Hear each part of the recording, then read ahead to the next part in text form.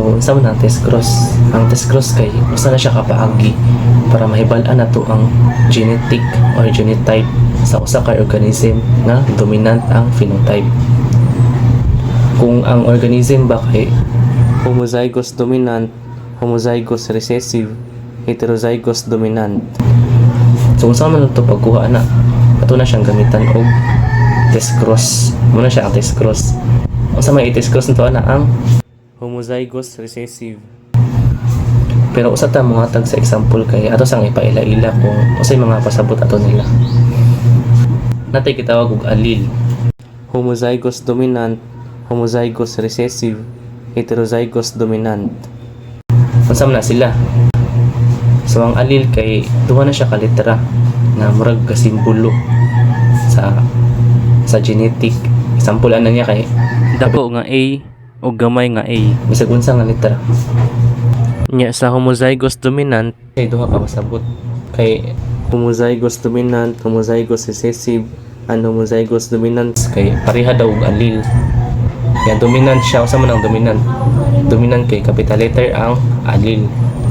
Kunya sa homozygous recessive, homozygous kay pareha ang allele pero recessive man siya. Gagmay ang letra. Sa heterozygous dominant kay kung ang allele kay naa siya dominant, naa siya recessive. Unsa itong dominant capital letter, dagko nga letra. Nya ang recessive kay gagmay nga letra. So example niya kay dako nga letter A o gamay nga letter A. Nya ang example niya kay kung naay tanom nga taas, nya gananta makabalo. Hindi naay tanom nga taas, nya kana nga tanom kay homozygous dominant siya nga trait. Nya gananta makabalo kung heterozygous dominant pa ang resulta niya. Ang pinakauna tong bato na kay atong ipanglista. Kabalo man ta nga ang atong taas nga kahoy kay ang trait niya kay homozygous dominant. Homozygous kay pareha ang allele, dominant kay capital ang letra. Munang ibutang na to, duha ka dagko nga T. Nya sa paagi biya sa test cross kay atong i-multiply sa homozygous recessive. So unsa may homozygous recessive kaning sa taas nga kahoy, gagmay nga letter T. Nya kabalo naman ka usa ang imong test cross, gamitan natong table.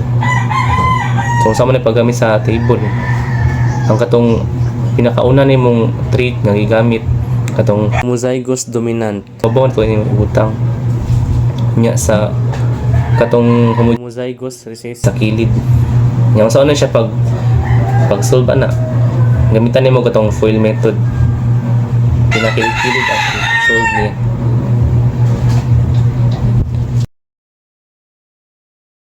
Sa kani nga example kay homozygous dominant ni siya. Ang una nimo pag cross sa pag sulbad ani kay ang taas jud. Kay mo may imong trait nga ga-control. Munang taas kilid. Nya ang resulta niya kay heterozygous dominant kay capital T o small letter T. Muna ang genetic niya kay heterozygous dominant. Pasabot ana taas tanan ang kahoy kay na may dominant nga trait niya, pareha man sila tanan. Wala may nalahi nila. Kung natoy duha ka gagmay nga T, nay posibilidad nga napoy gamay nga kahoy. Example number 2. Pareha ra siya sa example number 1 pero magamit tag heterozygous dominant. Kay sa example number 1 kay homozygous dominant na itong gamit. So ang unang itong button kay itong lista. Sa heterozygous kay sa allele niya nay duha ka, kay naay recessive, naay dominant A o gamay nga recessive A. Paglista na to T, kapit dako nga T, gamay nga T. I-multiply na to sa test cross nga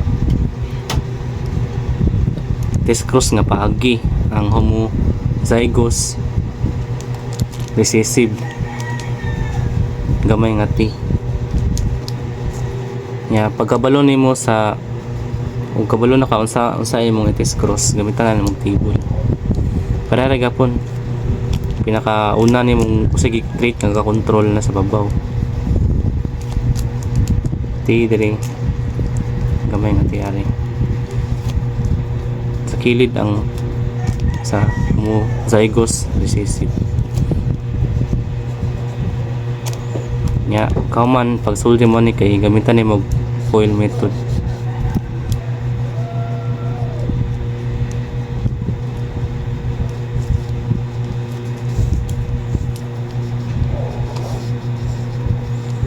nga nakabantay mo nga ang resulta sa heterozygous dominant kay lahi siya na siya recessive nga homozygous but pasabutan na 2:2 ang ratio niya or 1:1 50% taas 50% upo kay kung dominant man siya kay taas bi ang kahoy nga dominant nanto sa atong trait nga control nya recessive niya gamay na ang sulod